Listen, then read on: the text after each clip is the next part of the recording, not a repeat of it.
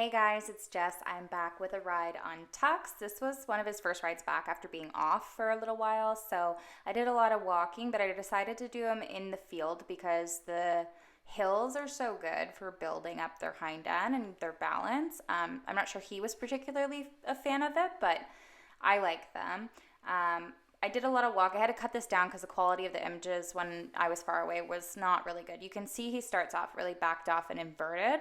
My goal for this ride was just to get him to kind of reach on his own, actually kind of like that. He's a little bit better to the right than the left without a lot of contact, and also balance when we're going up and downhill.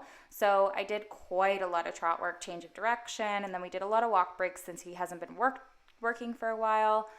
For the canter, I actually wanted him to sit down a little bit, so I'm sitting down on his hind end, and he swings out in his shoulder quite a lot instead of being straight underneath himself. So I'd put him up on the hill, straighten him out, and make him sit down a couple strides and be straight. As soon as he did that, I would kind of walk him again and give him a big break. So there wasn't too much canter work.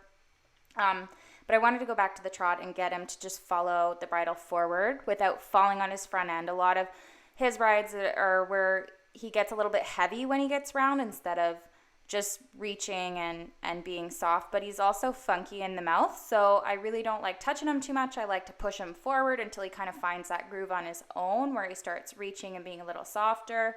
And there's moments like where he does it on his own and I just kind of don't bother him in those moments, and then whenever he's kind of inverted again, I give him a little bit more leg pressure and it works for him. It's where we are right now. I'm playing with bits to see what he likes. He definitely is very sensitive, but even that trot was a lot nicer. He was reaching and he was coming over his back and I didn't have to hold on to him too much. And I finished it up there with that trot.